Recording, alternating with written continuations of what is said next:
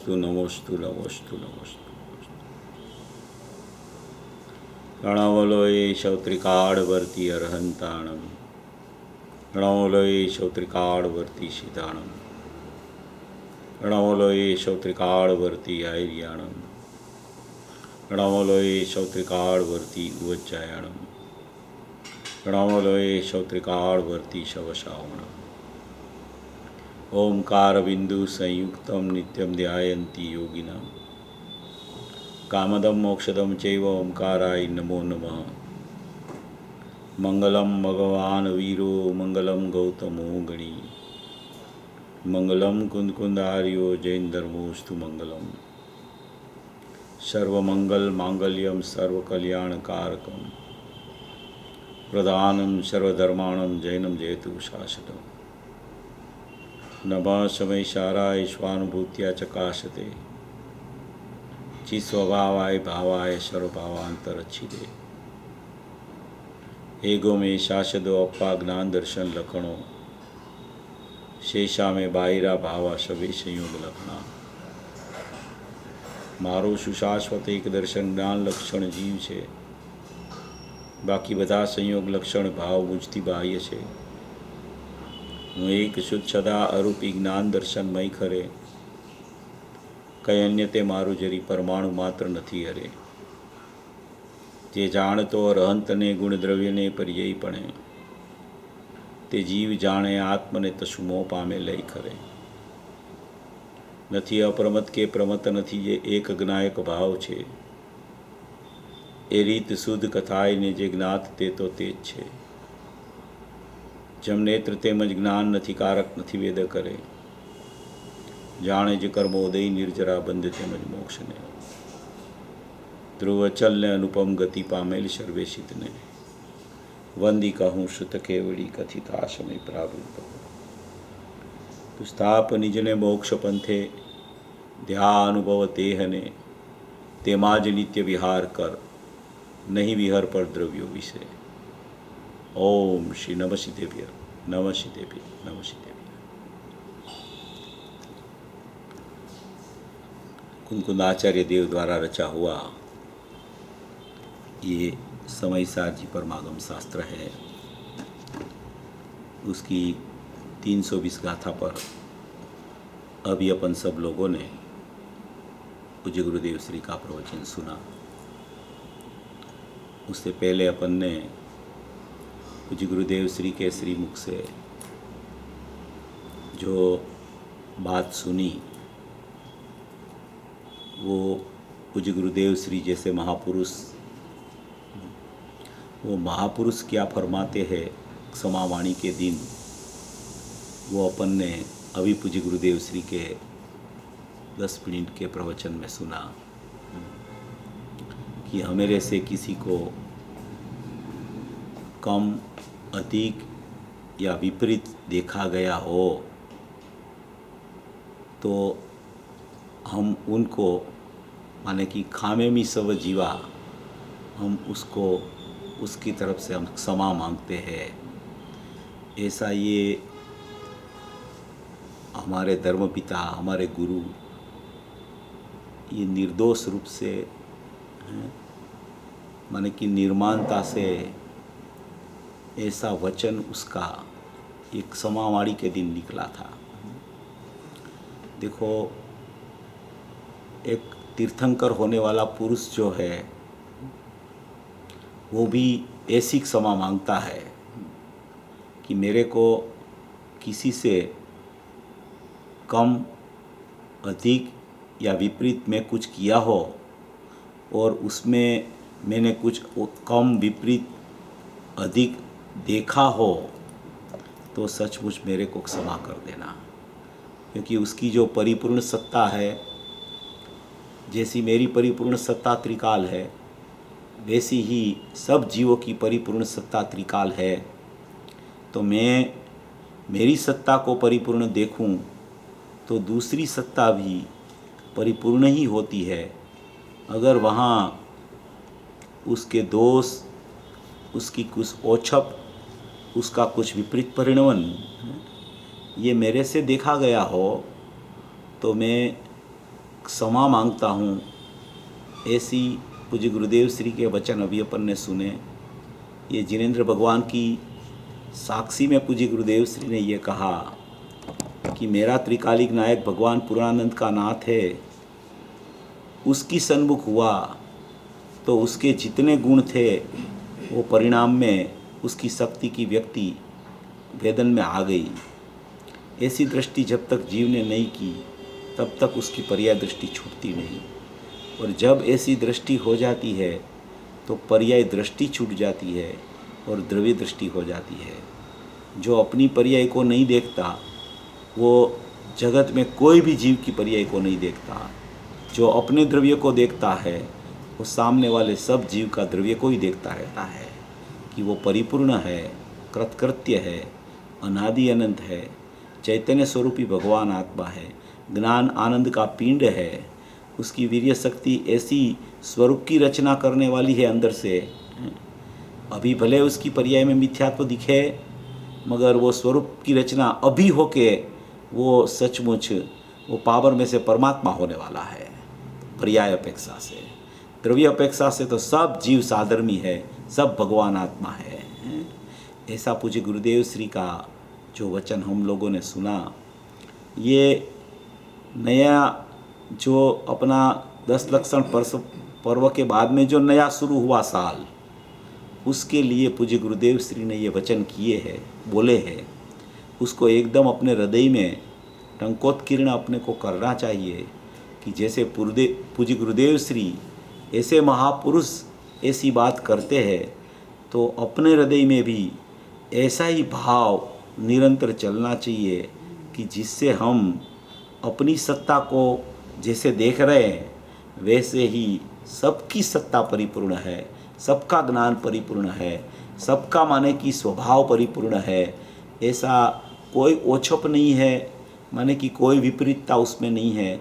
इस तरीके से अपन सब जीव को देखे तो उसी का नाम अपने भगवान आत्मा को देखा, और अपने भगवान आत्मा को देखे वही सबको सचमुच में भगवान की नज़र से देख सकते हैं, परिपूर्ण देख सकते हैं। किसी को पर्याय दृष्टि से नहीं देखना, सबको द्रव्य दृष्टि से देखना।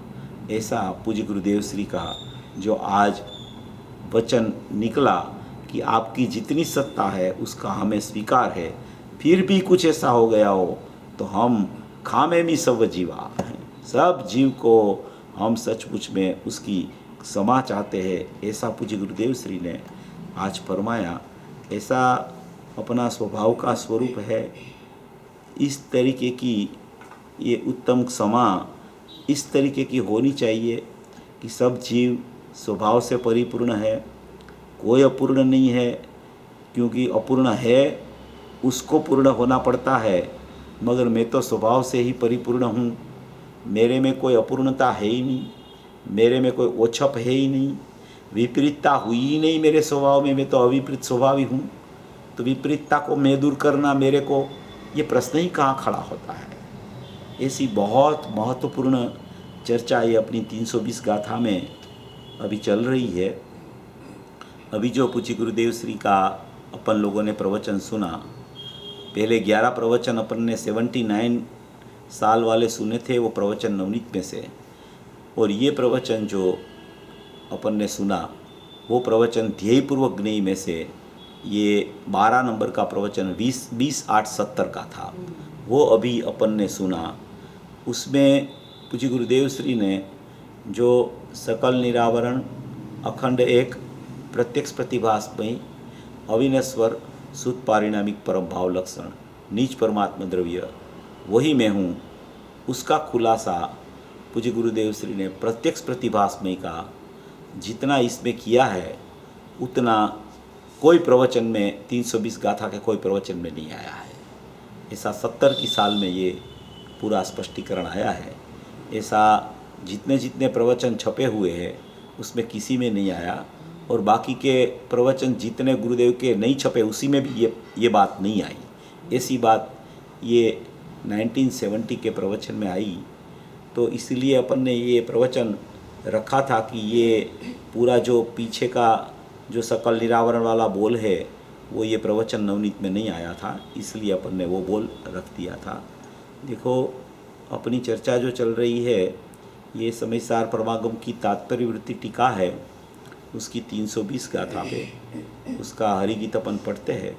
ज्यों नेत्र त्यों ही ज्ञान नहीं का रक नहीं वेद कहो, जाने ही कर्मो दय नीरजरा बंध त्यों ही मोक्ष को। ये पूरी गाथा की अपनी ये 11 दिन में बहुत चर्चा हो गई है। अपन सीधा उसका ये आखिरी पैराग्राफ है उस पर चले जाते हैं, क्योंकि उसमें प्रकरण बहुत महत्वपूर्ण और थोड़ा लंबा प्रकरण भी है। उसको समझना बहुत ज़रूरी है, क्योंकि अनादि से जीव की पर्याय पर उसकी दृष्टि हो रही है, और वो दृष्टि में उसको माने कि एक समय की पर्याय दिखती है या बाहर का संयोग दिखता है, या तो परलक्षी प्रभाव या तो परद्रव्य दिखता है। वो दृष्टि कैसे छूट जाए, और वो दृष्टि में दृष्टा जो नायक भगवान आत्मा है, जो परिपूर्ण तत्व है, जो शुद्ध सामान्य तत्व है, वो सामान्य निष्क्रिय शुद्ध पारिणामी कह है, वो तत्व उसकी दृष्टि में कैसे आ जाए, उसका ये पूरा प्रकरण आज के प्रवचन में आया था। और सचमुच में इस तरीके से ही विचारधारा जीव को चलानी चाहिए, क्योंकि जब तक दृष्टि का विषय दृष्टि में नहीं आवे तब तक जानने का विषय कितना भी चले उसकी महत्वता नहीं होती, क्योंकि जानना अनादि से वो कर रहा है, अनादि से उसको सब जानने में आ रहा है, मगर अनादि से एक ही भूल हो गई है, जाननहार जानने में नहीं आया। तो वो जाननहार परमात्मा कैसे जानने में आ जाए, और वो जाननहार परमात्मा अंदर में कैसा है, ये स्वरूप पूरा आज पूज्य गुरुदेव श्री ने खोला है।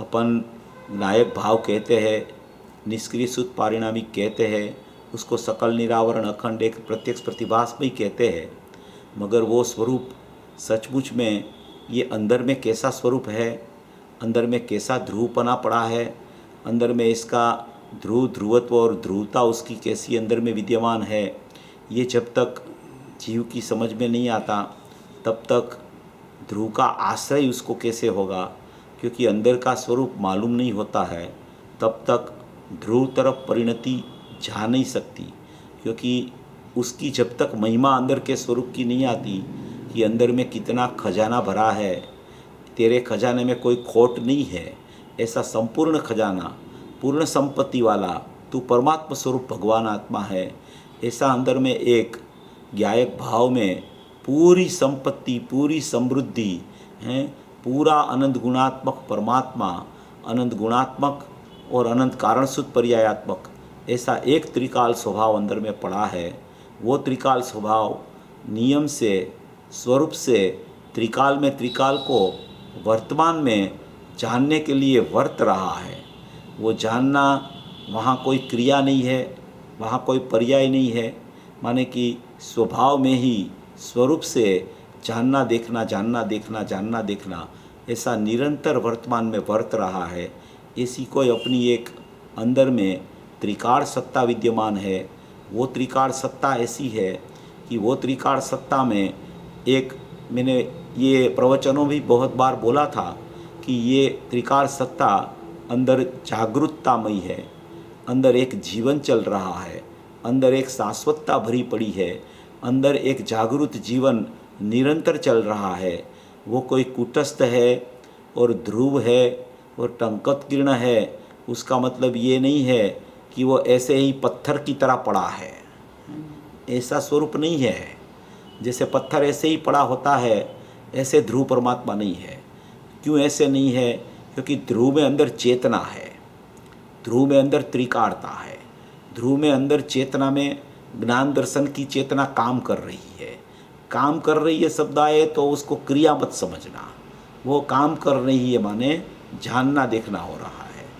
कई बार पूज्य गुरुदेव श्री ने वो शब्द लिया है, परिणमन भी लिया है, अंदर ध्रुव में शब्द लिया है परिणमन। परिणमन अर्थात सभी जगह पे परिणमन का अर्थ क्रिया ही नहीं होती। परिणमन का अर्थ जानना देखना वर्त रहा है, ये भी होता है।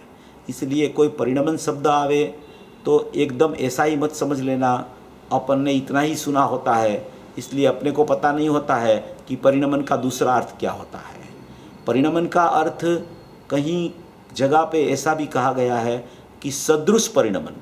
सदृश परिणमन माने कि वो परिणमन नहीं, वो जानना देखना, जानना देखना, जानना देखना, जानना देखना, उसको भी सदृश परिणमन कहा जाता है। क्रिया नहीं होती है वहाँ अंदर ध्रुव में, वो तो निष्क्रिय शुद्ध पारिणामिक है, वो तो परिपूर्ण स्वरूपी है, उस पर कोई क्रिया नहीं होती।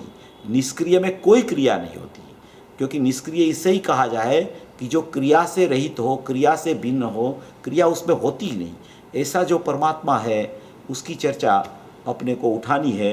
इसमें अपन ये आखिरी पैराग्राफ में पहुँचे हैं कि जो शक्ति रूप मोक्ष है वह तो शुद्ध पारिणामिक है, पहले से ही विद्यमान है।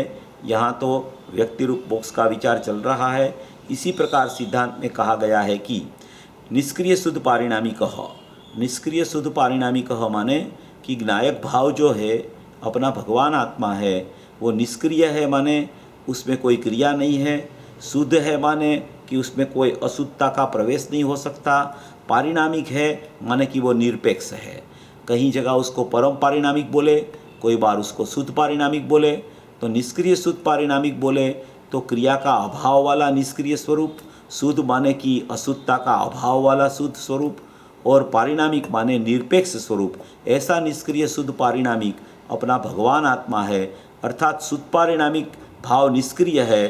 निष्क्रिय का क्या अर्थ है? शुद्ध पारिणामिक भाव बंध की कारणभूत जो क्रिया रागादि परिणति उस रूप नहीं है, तथा मोक्ष की कारणभूत जो क्रिया शुद्ध भावना परिणति उस रूप भी नहीं है।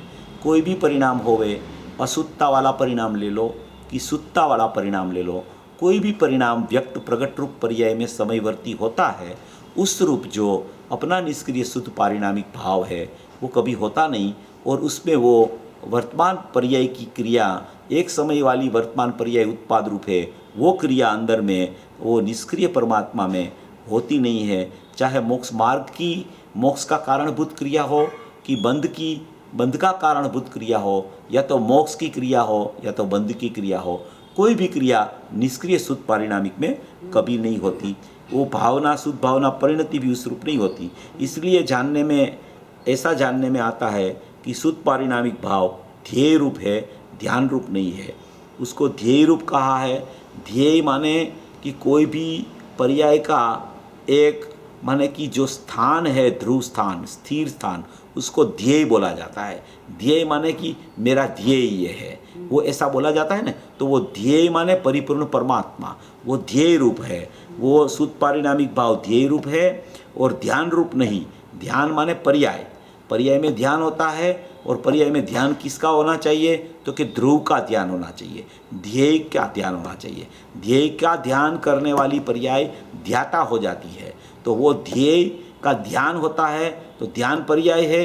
ध्येय त्रिकाली द्रव्य है, वो ध्यान की पर्याय ध्येय का ध्यान करने लगती है तो वो ध्याता बन जाती है। जैसे ज्ञायक ज्ञान और ज्ञाता, ऐसे ध्येय ध्यान और ध्याता, ऐसा यहाँ कहना चाहते हैं कि शुद्ध पारिणामिक भाव ध्येय रूप है, ध्यान रूप नहीं है। माने कि त्रिकाली द्रव्य जो है वो ध्येय रूप ही रहता है, वो त्रिकाल सत्ता रूप रहता है। निष्क्रिय शुद्ध पारिणामिक रूप रहता है, वो ध्यान रूप कभी नहीं होता, पर्याय रूप कभी नहीं होता। चाहे पर्याय ध्यान करके मोक्ष भी प्रकट कर ले तो भी वो ध्यान रूप पर्याय माने कि पर्याय में त्रिकाली द्रव्य आता नहीं, क्योंकि ध्यान है वो विनश्वर है और शुद्धात्मा है वो अविनश्वर है। इसलिए वो ध्यान रूप पर्याय उसमें सचमुच शामिल नहीं हो सकती। इसलिए ध्यान रूप नहीं, इसलिए क्योंकि ध्यान विनश्वर है तथा शुद्ध पारिणामिक भाव तो अविनाशी है। ऐसा ही श्री योगींद्र देव ने कहा है कि नवी उपजे नवी मरे, न बंधु न मोखू करे, जीरु पर मत्थे जोइया जिनवर एवं बने। हे योगी, परमात्म रूप से तो जीव उत्पन्न भी नहीं होता, मरता भी नहीं, देखो जन्मता भी नहीं और मरता भी नहीं, इसलिए उत्पाद भी नहीं होता और व्यय भी नहीं होता, और बंध मोक्ष को भी नहीं करता। देखो उत्पाद व्यय का विभाग अलग बताया बंध मोक्ष का विभाग अलग बताया। उसका मतलब है उत्पाद व्यय पर्याय का स्वभाव है, बंध मोक्ष है वो उत्पाद की विशेषताएं हैं। समय एक ही है उत्पाद का और बंध का, या उत्पाद का और मोक्ष का।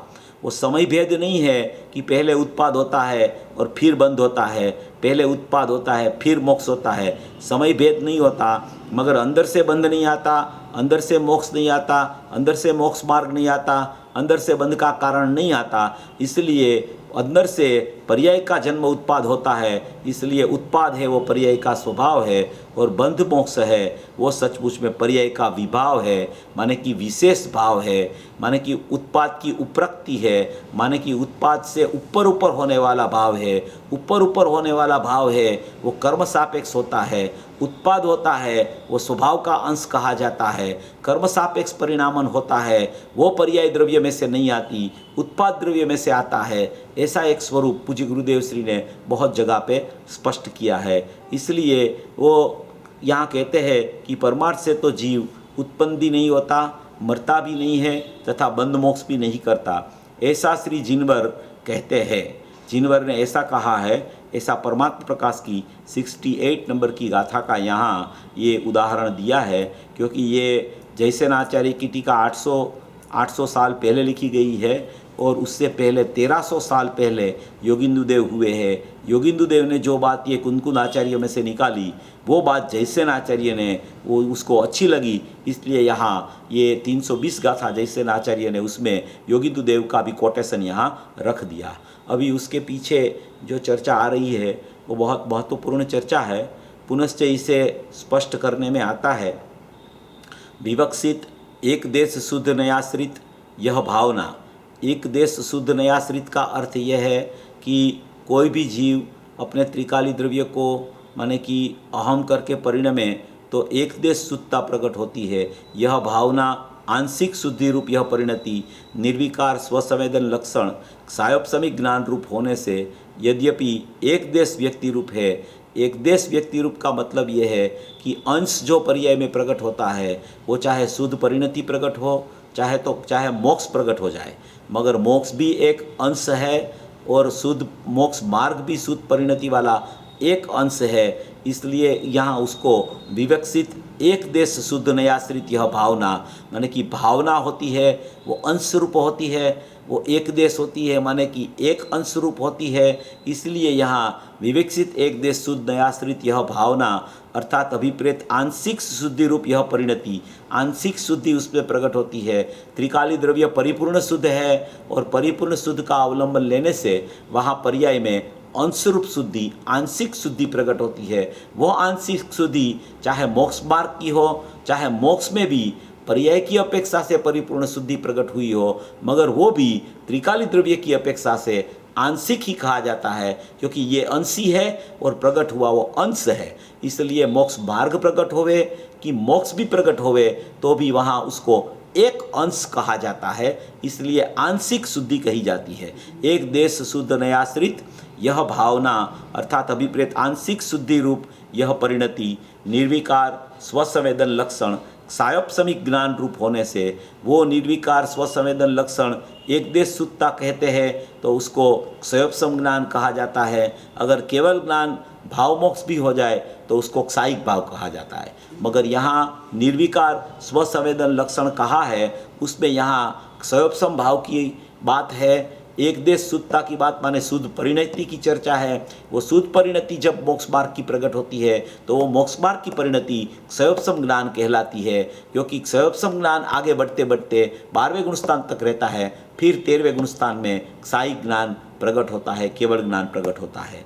तो निर्विकार स्वसंवेदन लक्षण क्षयोपसमिक ज्ञान रूप होने से यद्यपि एक देश व्यक्ति रूप है तो भी, अभी ये प्रकरण अभी शुरू हो रहा है, तो भी ध्याता पुरुष ऐसी भावना भाता है कि जो सकल निरावरण अखंड एक प्रत्यक्ष प्रतिभासमयी अविनश्वर शुद्ध पारिणामिक परम भाव लक्षण नीच परमात्मा द्रव्य वही मैं हूँ।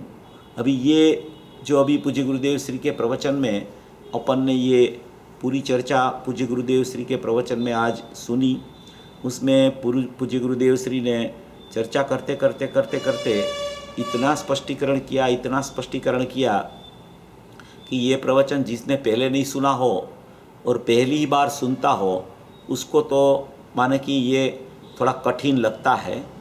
वो उपयोग बराबर उसका काम करता है और सूक्ष्म है तो उसको कठिन नहीं लगता, समझ में भी आ जाता है। गुरुदेव की कोई बात ऐसी नहीं होती जो समझ में नहीं आवे, और आचार्य की बात भी ऐसी नहीं होती कि नहीं समझ में किसी को आवे इसलिए वो लिखते हैं, सबकी समझ में आवे इसलिए वो बातें लिखते हैं। इसलिए ये बहुत महत्वपूर्ण प्रकरण है। उसको अभी मैं वो प्रवचन में से ही ये जो पैराग्राफ है उसमें से अपन वो बात लेते हैं।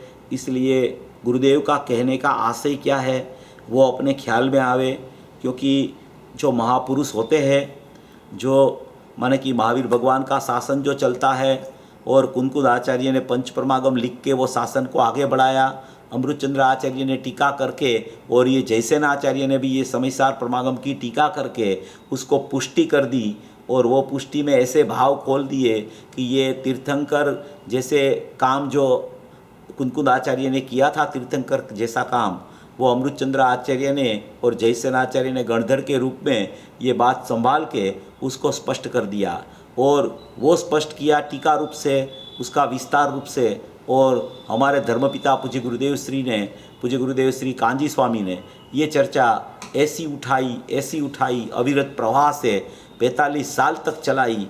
कैसे कैसे गंभीर विषय भी उसने ऐसे सरलता से खोल के अपने सामने रख दिए कि अपने को ऐसा लगे कि जैसे ये महिमावंत जो विषय है, जो उसमें ध्रुव की अंदर की सत्ता, ध्रुव का अंदर का स्वरूप, ध्रुव का अंदर के चेतनापना, वो त्रिकाल की कैसी होती है, और त्रिकालता में त्रिकाल कैसे उसको ध्रुव में ध्रुव जानने में आता है, ध्रुव में ध्रुव का प्रतिभास होता है। ऐसी सूक्ष्म चर्चा ये सम्यक दृष्टि पुरुष ने, जैसे कि केवल ज्ञान उसके आसपास में फिरता हो, इस तरीके से ये बात को अपने सामने रख दी। और उसने ऐसा भी सोचा होगा, ऐसा भी देखा होगा कि इसमें इतने भविजीव दिखते हैं मुझको कि ये बात जो उसके कान पे भी पड़ जाए और उसकी समझ में ये बात आ जाए तो उसको ध्रुव के बिना कुछ नहीं दिखेगा। ध्रुव दिखेगा या तो ध्रुव में माने कि जो अंदर जीवन चलता है, धबकता हुआ जीवन, शाश्वत जीवन, ध्रुवमय जीवन, ज्ञान दर्शन त्रिकाल चेतनामय जीवन जो अंदर चल रहा है वही उसको दिखेगा। उसके अलावा कुछ नहीं दिखेगा भले पर्याय में, मगर पर्याय में पर्याय नहीं दिखेगी, पर्याय में अंदर का भेद भी नहीं दिखेगा, पर्याय में अभेद दिखेगा। और पर्याय में अभेद दिखेगा, वो अभेद जो ज्ञान में दिखेगा, वो ज्ञान में पूरा विषय अंदर का जो भी भेद रूप और अभेद रूप है उसका ज्ञान उसको हो जाएगा। ऐसी पूज्य गुरुदेव श्री ने इस तरीके से ये प्रवचन करके अपने सामने रख दिया। इतनी महत्वपूर्ण बात है, इतनी अलौकिक बात है, इतनी पारमार्थिक सत्य वाली बात है कि ये पूज्य गुरुदेव श्री ने जब ये विषय पहले भी उठाया था तब पूज्य गुरुदेव श्री ने बोला था कि ये तो जंगल में रहने वाले महामुनिराज, वो जंगल में रहने वाले महामुनिराज अमृत का स्वाद का माने कि अनुभव करते कोई उसकी कलम चली और ये पद्म प्रबलधारी देव ने ये खरेखर वो नियम सार में ये बात रख दी कि ये भाई कार्य तो होता है शुद्ध होता। तीसरी गाथा से शुरू किया है कि नियमेन कज्जम, नियम से करने वाला लायक कार्य हो तो कौन सा है, तो कि नियम से करने लायक कार्य हो तो सम्यक दर्शन ज्ञान चारित्राणी मोक्ष मार्ग है। ऐसा उसने जो कुनकुद आचार्य देव ने वो गाथा रखी तो पद्म प्रबलधारी देव ने उसमें से ये बात निकाली कि कार्य तो सम्यक दर्शन ज्ञान चारित्राणी मोक्ष मार्ग करने योग्य है, मगर उसका कारण क्या है, वो कारण की बात उसने तीसरी गाथा से उठाई। तो तीसरी गाथा से उठाई, तीसरी गाथा में कही, सातवीं गाथा में कही, 9वीं गाथा में कही, 10वीं में कही, 11वीं 12वीं में कही, 13वीं में कही, 15वीं में कही। ये पूरी 15 गाथा तक ये बात चली। उसके आगे भी बहुत कलशों में पद्म प्रबलधारी देव ने ये बात वहाँ रखी है नियम सार में। इसलिए वो नियम सार जो है वो परमागम ऐसा है नियमसार परमागम ऐसा है कि अपन अगर उसका भाव से अगर अभ्यास करे, स्वाध्याय करे, तो ऐसी गहन बातें वहाँ मुनिराज ने बहुत रख दी है, ऐसी प्रयोजनभूत बातें रख दी है कि अपन ने कभी विचार भी नहीं किया हो कि मेरा स्वरूप में ऐसी एक ध्रुव स्वभाव मेरा है, उसमें एक ध्रुवत्व भी है और उसमें एक ध्रुवता भी पड़ी है। वो ध्रुवत्व और ध्रुवता भेद रूप नहीं है, वो तो वहाँ अभेद रूप है। ऐसे टंकोत्कीर्ण एक सत्ता देखो तो एक ज्ञायक भाव है, मगर उसमें ये ध्रुवत्व और ध्रुवता ऐसी एक सत्ता अंदर में विद्यमान है। वो सत्ता अपनी सत्ता को ही जानने के लिए समर्थ है, अपनी सत्ता अपने को जानने के लिए ही वर्त रही है। ऐसा जो स्वभाव है अंदर में, ऐसा जो स्वभाववान में स्वभाव अंदर पड़ा है, ऐसा जो स्वभाववान माने पूरा ज्ञायक भाव, ऐसा उसका स्वभाव माने कि उसका ध्रुव, उसका ध्रुवत्व, उसकी ध्रुवता, वो उसका स्वभाव है। ऐसा एक ज्ञायक भाव है, ऐसी एक परिपूर्ण सत्ता है, ऐसी एक निष्क्रिय शुद्ध पारिणामिक सत्ता है। उसमें कोई क्रिया नहीं है। अभी क्रिया की बात ही नहीं चल रही, क्रिया तो बाहर चल रही है, मेरे में कोई क्रिया नहीं है। क्रिया किधर चल रही है, वो ये प्रकरण चलता है, तब वो ये प्रकरण जो है वो निष्क्रिय का है, और निष्क्रिय का प्रकरण चले तब सब समझ में आता है वो क्रिया है, मगर वो क्रिया को यहाँ याद नहीं करना है। यहाँ निष्क्रिय शुद्ध पारिणामिक जो सचमुच में वो प्रत्यक्ष प्रतिभासमय की चर्चा है, उसमें ये पूरा प्रकरण पूज्य गुरुदेव श्री ने उठाया। प्रवचन नवनीत में जो प्रत्यक्ष प्रतिभास की चर्चा आई, उसमें पूज्य गुरुदेव श्री ने ऐसा बताया कि ज्ञान की पर्याय में त्रिकाली द्रव्य का प्रत्यक्ष प्रतिभास होता है। ऐसी चर्चा वहाँ पूज्य गुरुदेव श्री ने, ये अपन ने जो कल प्रवचन सुना था, उसमें प्रत्यक्ष प्रतिभासमय की इतनी मर्यादित चर्चा कह के कि ज्ञान की पर्याय में ज्ञायक का त्रिकाली द्रव्य का प्रतिभास होता है, इतना रख के, इतना ही कह के वो प्रकरण वहाँ पूरा कर दिया था। एक्चुअली में वो टाइम भी नहीं था उस टाइम पे, इसलिए पूज्य गुरुदेव श्री ने, वो शिविर खत्म होती होगी वो दिन पे, इसलिए वो विषय थोड़ा पूरा नहीं हो पाया था, इसलिए गुरुदेव ने वहाँ खोला नहीं था। और जब ध्येयपूर्वक नहीं चला था, तब ये विषय को पूज्य गुरुदेव श्री ने एकदम न्याययुक्तता से, एकदम परिपूर्णता से खोला। तो ये अपन को देखना है उसमें क्या पूज्य गुरुदेव श्री क्या कहना चाहते हैं। उससे पहले मैं इसकी जो बातें हैं गुरुदेव ने कही है वो आपको बता देता हूँ, इसलिए किसी को ऐसा नहीं लगे कि भाई ये पूज्य गुरुदेव श्री ने यहाँ एक बार बात कर दी, उसमें आप इसको इतना क्यों इसका महत्व देते हो। पूज्य गुरुदेव श्री ने ये बात प्रवचन नवनीत अपन ने सुना, उसमें बहुत जगह पे पूज्य गुरुदेव श्री ने कारण सूत्र पर्याय को याद किया। पूज्य गुरुदेव श्री ने कहा कि कर्मबद्ध पर्याय और कारण सूत्र पर्याय, ये बात सचमुच यहाँ से निकली है, ये बात पहले थी ही नहीं। कारण सूत्र पर्याय की चर्चा जब पूज्य गुरुदेव श्री ने शुरू की, तो बड़े बड़े विद्वान जो थे उस समय, दिगंबर के आचार्य, दिगंबर के मुनिराज, जो विद्वान बड़े बड़े थे, उनको भी पूज्य गुरुदेव श्री ने ये बात बताई, तो उसने कहा कि ये तो ध्रुव की बात है, ऐसा उसको भी इतनी गहराई में वो लोग नहीं गए थे। इसलिए पूज्य गुरुदेव श्री ने ये बात अपने में मर्यादित रख के ये बात बाद में विस्तृत नहीं की। मगर जितनी बार पूज्य गुरुदेव श्री को ये बात, कहीं कोई प्रकरण आया, कोई बात चली, तो ये बात को बार बार पूज्य गुरुदेव श्री दोहराते रहे।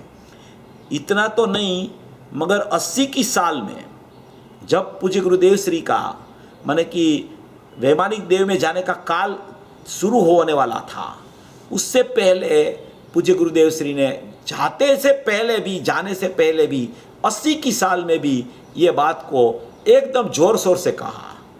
तो उसके हृदय में ये बात थी, हृदय में थी, वो कहना भी चाहते थे, मगर सामने ऐसा कोई मिलता नहीं था कि जो ये बात को ग्रहण करके अपने ज्ञान श्रद्धा में अवधारित कर सके। इसलिए जैसे दीपचंद जी ने कहा कि मैं बात कहता हूँ तो मेरी बात कोई सुनता नहीं है, कोई समझता नहीं है, आगम की श्रद्धा वाले जीव मुझे दिखते नहीं है, इसलिए मैं बात ये लिख के चला जाता हूँ। ऐसे ही अपने ये धर्मपिता पूज्य गुरुदेव श्री ने ये बात इस तरीके से ये वहती कर दी, प्रवाहित कर दी, क्योंकि अंदर नित्य ध्रुव का प्रवाह चलता था, अंदर नित्य ध्रुव का प्रवाह गुरुदेव को चलता था। और वो प्रवाह वो देखते थे और चैतन्य का नूर का पूर चल रहा था। पूज्य गुरुदेव श्री कहते थे कि चैतन्य का नूर का पूर ऐसे चलता है, पानी का प्रवाह ऐसे चलता है, नूर का पूर ऐसे चलता है। तो चैतन्य का नूर का पूर अंदर चल रहा है, वो नूर का पूर ऐसे चल रहा है और पानी का प्रवाह तो ऐसे बाहर बह रहा है। ऐसा जो चैतन्य का नूर का पूर था, ऐसा जो नित्य ध्रुव प्रवाह था, वो पूज्य गुरुदेव श्री के अंदर चल रहा था। वो बार बार वो देखते रहते थे, वो देखते रहते थे तो उनको ये बात याद आ जाती थी और याद आती थी तो वो बात बार बार बार बार बार बार उसको वो दोहराते रहते थे। देखो ये पूज्य गुरुदेव श्री ने ये एक बुक बाहर निकली थी कारण सूत्र पर्याय की, उसमें ये सब बातें बहुत सी बातें की है। उसमें एक दो बात ही मैं आपको कहना चाहता हूँ, इसलिए ऐसा नहीं हो कि इसमें अपने को ये समझ के क्या फ़ायदा। अपन तो एक ध्रुव स्वभाव की ही, ध्रुव ही है अखंड और एक ही है अभेद ही है, फिर इसमें अंदर में भेद करके इसको माने कि खंडित करने की क्या ज़रूरत है। ऐसा नहीं है, ये भेद समझ के आत्मा खंडित नहीं होता है, क्योंकि ये कारण सूत्र पर्याय भेद रूप नहीं होती, कारण सूत्र पर्याय अभेद ही है। अपन जैसे ज्ञायक भाव को अभेद बोलते हैं, अखंड बोलते हैं, त्रिकाल बोलते हैं, शाश्वत बोलते हैं, ऐसे ही कारण सूत्र पर्याय त्रिकाल है, शाश्वत है, अभेद है और अखंड है। देखो गुरुदेव ने यहाँ फरमाया कि देखो यह गणधर आदि संतों की परंपरा में आई हुई बात है। क्या कहा? गणधर आदि संतों की ये परंपरा में आई हुई बात है। संतों ने अंतर का सूक्ष्म रहस्य खोल दिया है। संतों ने क्या किया है? अंतर का सूक्ष्म रहस्य खोल दिया है। कोई किसी को विशेष समझ में न आवे, किसी को ये बात विशेष समझ में न आवे तो भी सामान्य रूप से ऐसा महिमा उसको लाना चाहिए कि ओहो ये तो मेरे स्वभाव के अचिंत्य महिमा की बात है, ये तो मेरे स्वभाव के अचिंत्य महिमा की बात है।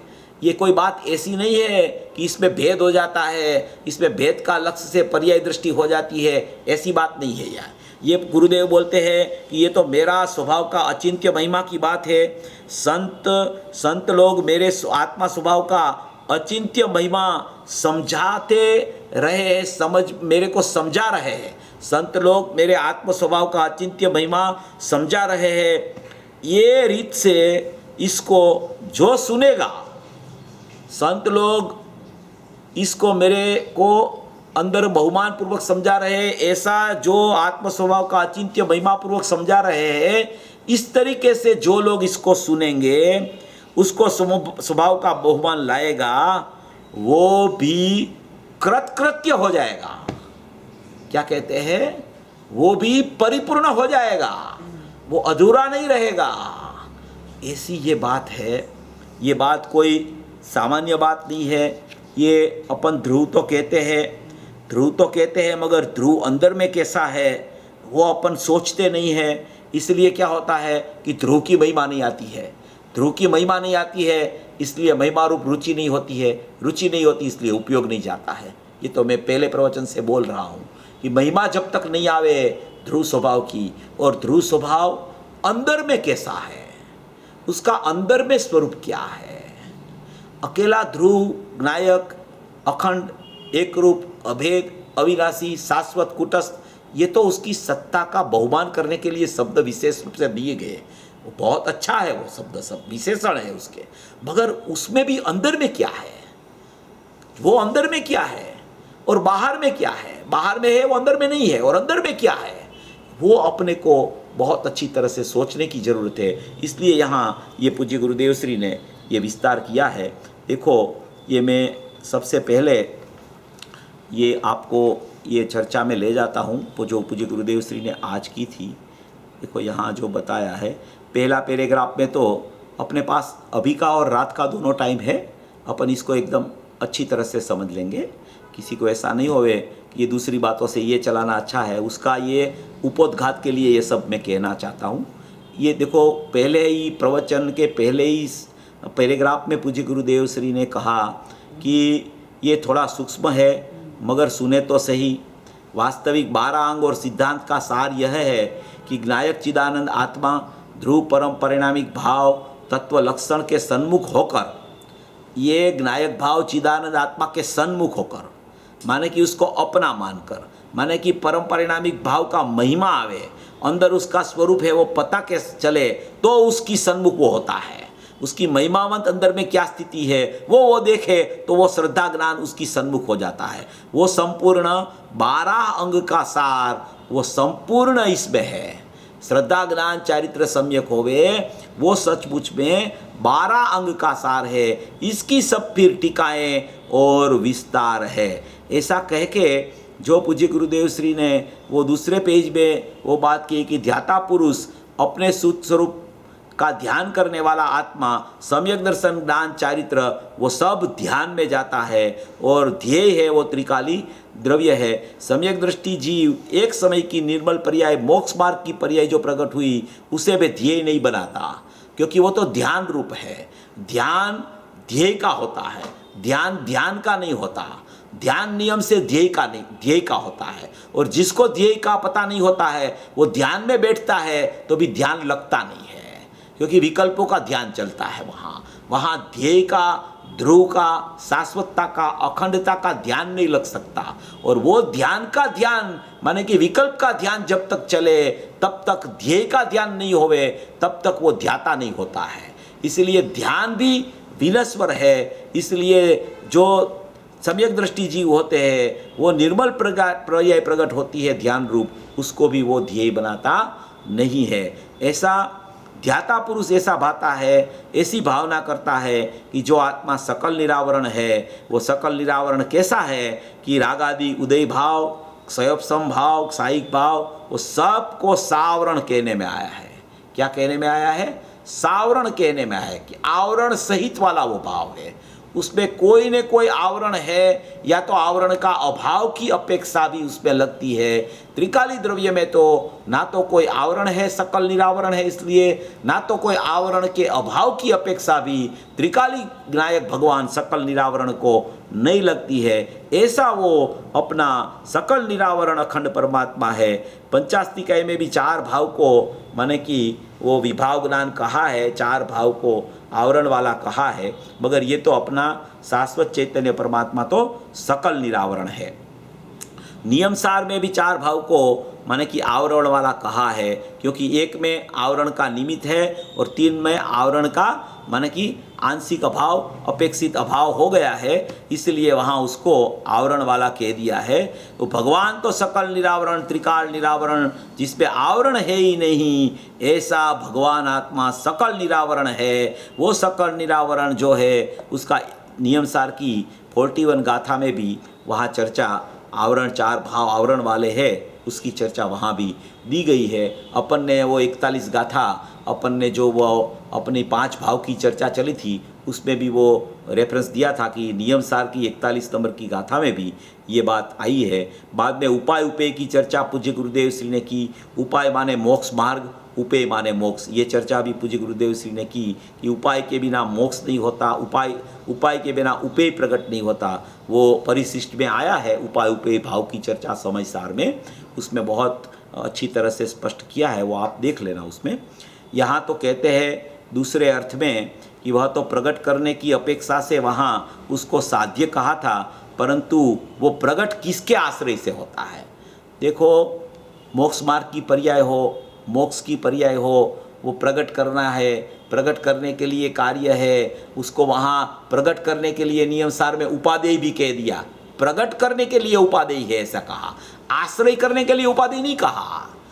निर्मल पर्याय प्रकट करने के लिए उपादेय है, माने कि उसकी प्रकटता होनी चाहिए, ऐसा कह के वहाँ कहा कि निर्मल पर्याय प्रकट करने के लिए उपादेय है। मगर सचमुच में वो प्रकट करने के लिए प्रकट कैसे होती है वो समझने की ज़रूरत है। प्रकट हो जाए उसको तो पता ही चल जाता है कि ये ध्येय के आश्रय से हुई। प्रकट नहीं हुई है उसको ध्येय का जब तक स्मरण नहीं चलता, शुद्धात्मा का स्मरण नहीं चलता, सकल निरावरण अखंड एक प्रत्यक्ष प्रतिभासमय का स्मरण नहीं चलता ज्ञान में, तब तक वो ध्यान रूप अवस्था शुद्ध परिणति प्रकट नहीं होती। इसलिए कहते हैं कि वह तो प्रकट करने की अपेक्षा से वहाँ साध्य कहा था, परंतु प्रकट किसके आश्रय से होती है? तो कहते हैं कि ध्याता पुरुष सकल निरावरण भगवान आत्मा, ध्रुव निरावरण पिंड चैतन्य बिंब, परम सुख सागर का समुद्र, उसमें बिल्कुल आवरण और आवरण के अभाव की अपेक्षा ध्रुव में नहीं है। ध्रुव तो परम निरपेक्ष है, वो कोई भी अपेक्षा से वो सापेक्ष नहीं होता, वो परम निरपेक्ष रहता है, उसको कोई अपेक्षा लागू नहीं पड़ती। केवल ज्ञान की पर्याय भी खंड है, इसलिए अखंड में खंड का निषेध, सकल निरावरण में आवरण का निषेध। सकल निरावरण में चार माने कि जो औदैहिक, औपसमिक, सयोपसमिक, साइक, उसका निषेध आया, क्योंकि आत्मा सकल निरावरण है। सकल निरावरण की बात चले तो चार भाव आवरण वाले हैं, वो नहीं है उसमें। अभी अखंड की बात चले तो उसमें कोई पर्याय का खंड नहीं है, केवल ज्ञान पर्याय भी खंड रूप है, वो खंड आत्मा में नहीं है। आत्मा कैसा है? सकल निरावरण अखंड है और एक। तो एक क्या है कि ध्रुव एक है और पर्याय में अनेकता है। तो ऐसे ये सकल निरावरण अखंड और एक जो अपना भगवान आत्मा है वो सकल निरावरण अखंड एक है। वो एक अखंड में अभेद आ गया, एक और पर्याय तो अनेक है, इसलिए पर्याय उसमें नहीं है। ऐसी बात यहाँ करके फिर यहाँ प्रत्यक्ष प्रतिभासमयी की चर्चा जो यहाँ आ रही है, 207 नंबर का हिंदी पेज पर है प्रत्यक्ष प्रतिभासमयी की चर्चा।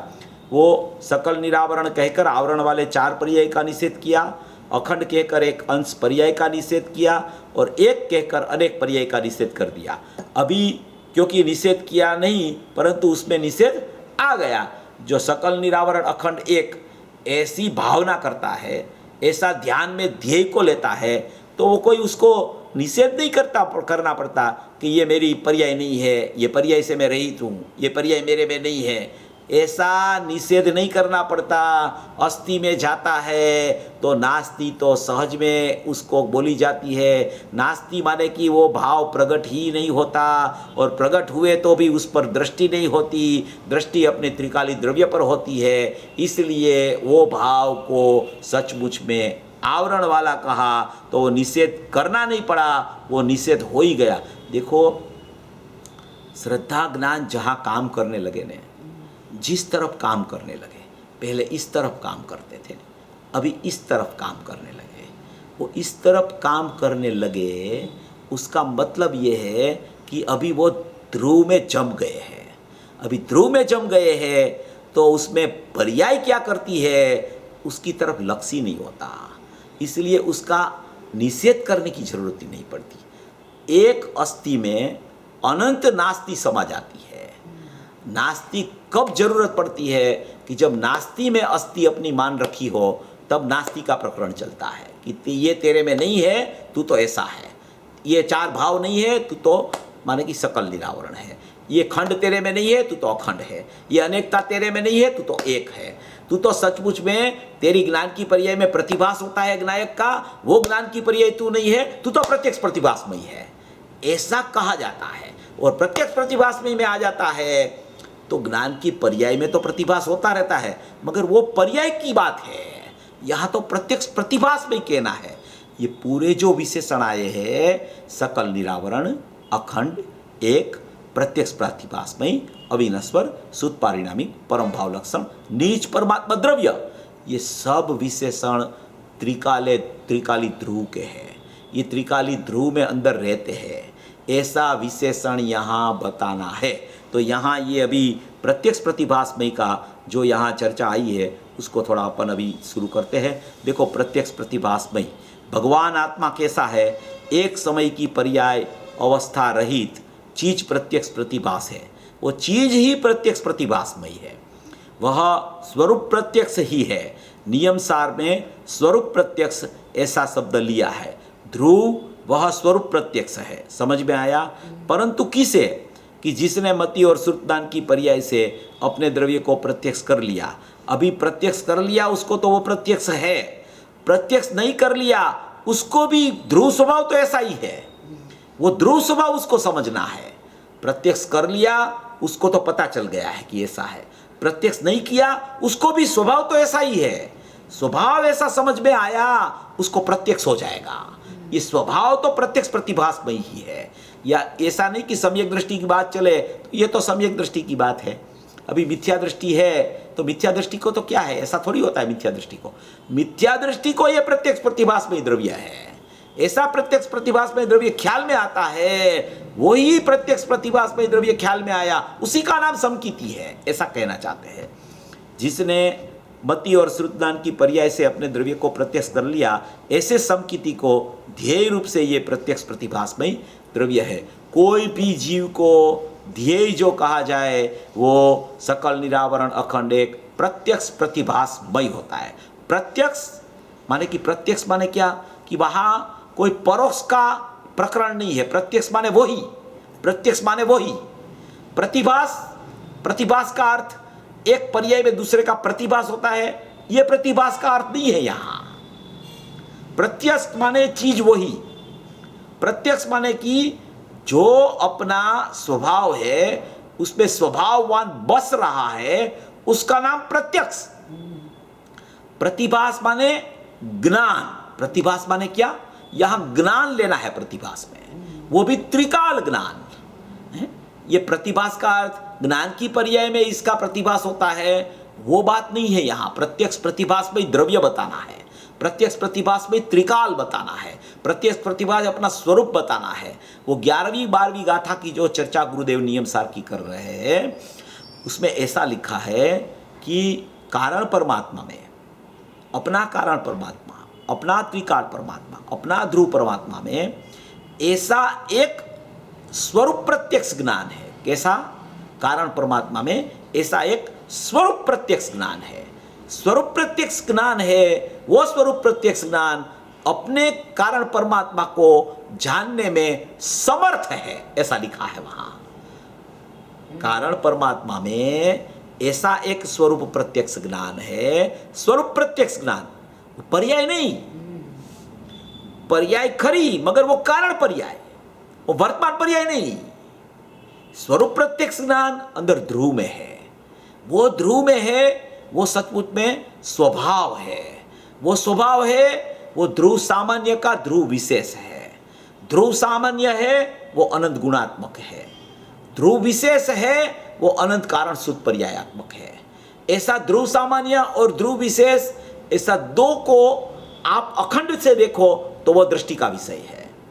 वो ध्रुव परमात्मा है, वो चैतन्य परमात्मा है, वो ज्ञायक भाव है, वो भूतार्थ स्वभाव है, वो प्रत्यक्ष प्रतिभास में ही भगवान आत्मा है। ऐसा गुरुदेव ने कहा अभी प्रवचन में।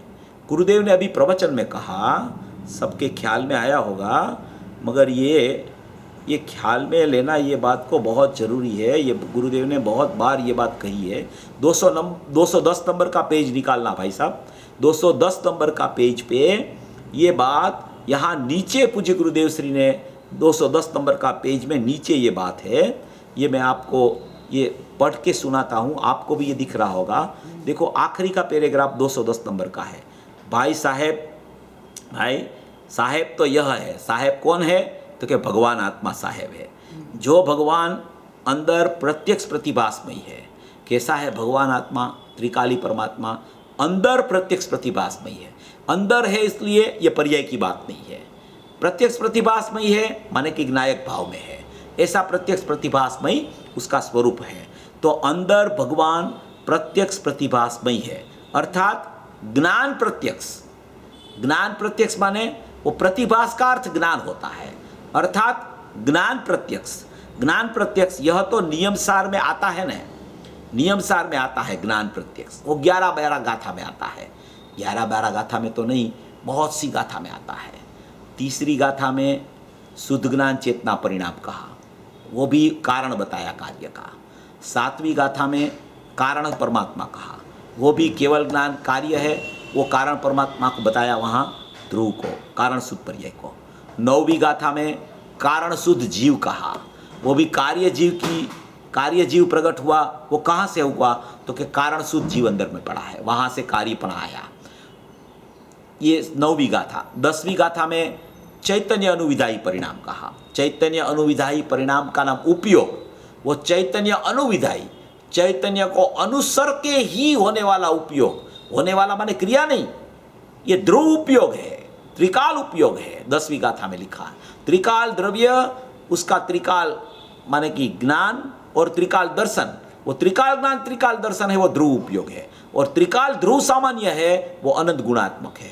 त्रिकाल ध्रुव विशेष है, वो अनंत पर्यायात्मक है। वो अनंत पर्यायात्मक ध्रुव विशेष है और ये अनंत गुणात्मक ध्रुव सामान्य है। ये ध्रुव सामान्य और ध्रुव विशेष मिलके एक सत्ता है। उसको कहा गया कि चैतन्य इनुविधायी परिणाम 10वीं गाथा में, 11वीं गाथा में, 11वीं और 12वीं गाथा जोड़ा है, उसमें लिखा स्वरूप प्रत्यक्ष ज्ञान लिखा। 13वीं गाथा में लिखा कारण दृष्टि लिखा। 14वीं गाथा में फिर पर्याय किसे कहते हैं कि सब प्रकार से भेद को प्राप्त हो, परिसमन्तात् भेदम गच्छति इति पर्यायः, ऐसा 14वीं गाथा में बोल लिया। और 15वीं गाथा में फिर ये मूल बात ये मुनिराज ने रख दी कि ये पुजीत पंचम भाव की परिणति, वो नाम वहां दिया उसने, कारण सूत्र पर्याय नाम वहां दिया। बोल ये तीसरी गाथा से शुरू हो गया, ये तीसरी गाथा से पूरा चला है। ऐसा पीछे 77 से 81 गाथा है, उसका 109 नंबर का कलश है, उसमें भी गुरुदेव ने उसमें से भी कारण सूत्र पर्याय निकाली है। बहुत से कलश में से निकाली है, समयसार में से भी निकाली है पूज्य गुरुदेव से भी। तो ये प्रकरण ऐसा है कि अंदर का प्रकरण है, अंदर का स्वभाव का प्रकरण है, अंदर की चैतन्य सत्ता का प्रकरण है। ये प्रकरण ऐसा नहीं है कि ये गुरुदेव ने नहीं कहा है। ये गुरुदेव ने तो क्यों छोड़ दिया कि ये पर्याय शब्द आता है न, तो लोगों को ऐसी भ्रमणा हो जाती थी कि वर्तमान पर्याय प्रकट है और ये दूसरी पर्याय कारण पर्याय, तो कितनी पर्याय है आत्मा में? तो 2 ही पर्याय समझनी है, एक ध्रुव पर्याय, एक वर्तमान पर्याय। एक ध्रुव पर्याय, एक वर्तमान पर्याय। ध्रुव पर्याय माने कि त्रिकाल सत्ता, वर्तमान पर्याय माने उत्पाद वाली सत्ता। बस 2 ही पर्याय समझनी है, इसमें कोई कठिन बात नहीं है। अभी तो क्या है, विस्तार बहुत हो गया गुरुदेव का, प्रवचन बहुत बाहर निकल गए, इसलिए ये समझ में आ सकता है, इतनी कोई कठिन बात नहीं है, ये अपना स्वरूप की बात है। देखो यहाँ क्या कहा कि कारण समय सार को ये ज्ञान प्रत्यक्ष, यह तो नियम सार में आता है ना, तो आता है ना कि कारण समय सार को जानने वाला ज्ञान, कारण समय सार को जानने वाला ज्ञान, कारण समय सार माने ध्रुव सामान्य अनंत गुणात्मक, वो कारण समय सार है। वो कारण समय सार को जानने वाला ज्ञान त्रिकाल उसमें पड़ा है। कहाँ पड़ा है? कारण समय सार को जानने वाला ज्ञान जो त्रिकाली द्रव्य कारण समय सार है, वो कारण समय सार ध्रुव सामान्य और ध्रुव विशेष मिलके जो कारण समय सार बोला गया, उसमें वो कारण समय सार को जानने वाला ज्ञान उसमें पड़ा है। वो ज्ञान की पर्याय वर्तमान उसको जानती है, ऐसा नहीं कहते हैं यहाँ, ऐसा नहीं कहे, ऐसा है नहीं, अंदर का स्वरूप की चर्चा है। कारण समय सार को जानने वाला ज्ञान त्रिकाल उसमें पड़ा है, त्रिकाल उसमें पड़ा है, तीनों काल उसमें पड़ा है, स्वरूपस्थ स्वभावस्थ उसमें पड़ा है। ऐसा त्रिकाल समय सार को जानने, कारण समय सार को जानने वाला ज्ञान त्रिकाल उसमें पड़ा है। यह आता है कि नहीं, यह आता है या नहीं? कारण समय सार जो है उसे जानने का ज्ञान भी उसमें त्रिकाल पड़ा है, वह कारण समय सार को जानता है। तो अभी एक जाने और एक जानने में आ जाए, एक जानता है और वह जानने में आता है, तो भेद हो गया, तो भेद हो गया, तो विकल्प खड़ा हो जाएगा। तो कि भैया ये पूरा स्वरूप समझा रहे हैं, तू सब में ऐसा मत लेना कि ये तो भेद हो गया, नहीं ऐसा नहीं समझना, ये समझने जैसी बात है। भेद करके समझ ले, फिर अभेद में चला जाना। तुझे अभेद में जाना है ना, तो चला जाना। ये भेद इसलिए समझा रहे कि ऐसा भेद है अंदर में, वो अंदर का स्वरूप बता रहे हैं। ये वर्तमान पर्याय तो है ही नहीं, उसमें मोक्ष की पर्याय नहीं है वर्तमान त्रिकाली द्रव्य में, ऐसा बता रहे हैं। तो उसे एक जानने का ज्ञान भी उसमें त्रिकाल पड़ा है, वह कारण समय सार को जानता है। देखो अभी ये बात आखिरी शब्द की बहुत अगत्य की है, वह कारण समय सार को जानता है। ऐसे ध्रुव में 2 भेद पाड़ दिए हैं। क्या कहते हैं? ऐसे ध्रुव में 2 भेद पाड़ दिए हैं। ध्रुव में 2 भेद क्या होता है? ध्रुव तो अखंड है, वो तो एक रूप है, वो तो शाश्वत है, वो तो त्रिकाल है। उसमें 2 भेद कैसे पड़ेंगे? तो कि उसमें 2 भेद बताए जाते हैं, अंदर में अभेद है। एक ध्रुव सामान्य है, एक ध्रुव विशेष है। ध्रुव सामान्य अनंत गुणात्मक है, ध्रुव विशेष अनंत पर्यायात कारण सूत्र पर्यायात्मक है। अनंत कारण सूत्र पर्यायात्मक ध्रुव विशेष है, वो अनंत कारण शुद्ध पर्यायात्मक ध्रुव विशेष, उसमें त्रिकाल ज्ञान है, त्रिकाल दर्शन है, वो उसको ये कारण माने कि कारण समय सार ध्रुव सामान्य है, अनंत गुणात्मक, उसको जानने में समर्थ है, उसको जानने में समर्थ है। ये स्वभाव है, ये स्वभाव है, ये शक्ति है, ये शक्ति रूप है, ये स्वभाव रूप है। इसमें बहुत प्रश्न आता है, इसका अर्थ बहुत लोगों को समझ में नहीं आता कि ये शक्ति और स्वभाव की क्या व्याख्या है, इसलिए बहुत जगह ये प्रॉब्लम भी आता है। माने कि शक्ति है वो अनंत गुणात्मक है, स्वभाव है वो अनंत कारण शुद्ध पर्यायात्मक है, ऐसा यहाँ गुरुदेव को सिद्ध करना है। और वो स्वभाव में शक्तिमय कारण परमात्मा जो है वो उसमें जानने में निरंतर वर्त रहा है, जानने में आ रहा है, ऐसा वो प्रत्यक्ष प्रतिभासमय वस्तु है, पूरी वो वस्तु पूरी प्रत्यक्ष प्रतिभासमय है।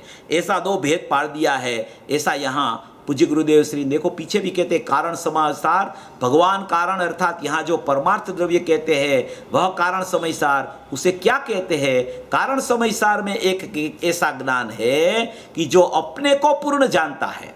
कारण समय सार में एक ऐसा ज्ञान है कि वो अपने को पूर्ण जानता है, ध्रुव हो, ध्रुव अपने को पूर्ण जानता है, ऐसा एक ज्ञान है कारण समय सार में। वर्तमान पर्याय तो है ही नहीं उसमें, वर्तमान पर्याय जानती है ऐसा नहीं कहते हैं, ऐसा स्वरूप है।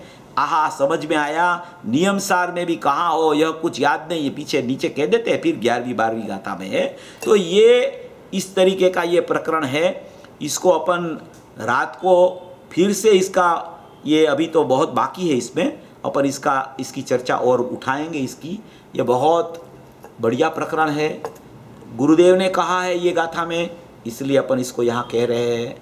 गुरुदेव ने यहाँ नहीं कहा होता तो अपन इसको छेड़ते भी नहीं। और ये बात बहुत समझने लायक भी है, प्रयोजनभूत भी है।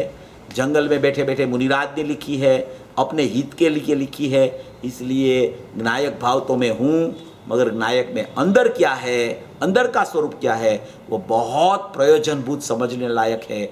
वो समझने से क्या होता है कि अंदर ने अंदर उसका वर्तमान पर्याय का उपयोग भी अंदर चला जाता है। अंदर बाहर वाला अंदर ही देखने का पुरुषार्थ करता है, चाहे अंदर का भेद को भी देखेगा ने तो वो भेद अभेद का है, इसलिए वो अभेद में चला जाएगा। मगर वो अंदर का स्वरूप उसको पता होना चाहिए। खाली नायक बोलने से अंदर का स्वरूप पता नहीं चलता, इसलिए अंदर का नायक का स्वरूप क्या है वो समझने से उसकी महिमा आएगी और महिमा पूर्वक रुचि चलेगी, और उपयोग वहाँ से निकलेगा ही नहीं, यहाँ जुड़ेगा नहीं, निकलेगा ही नहीं वहाँ से। ऐसी ये सुंदर बात गुरुदेव श्री ने कही है। ऐसा स्वरूप समझकर सभी भवी जीव अपना स्वरूप में प्रत्यक्ष प्रतिभास में जो सत्ता है उसको ध्यावे भावे और ज्ञान श्रद्धा में ले, ऐसी मंगल भावना।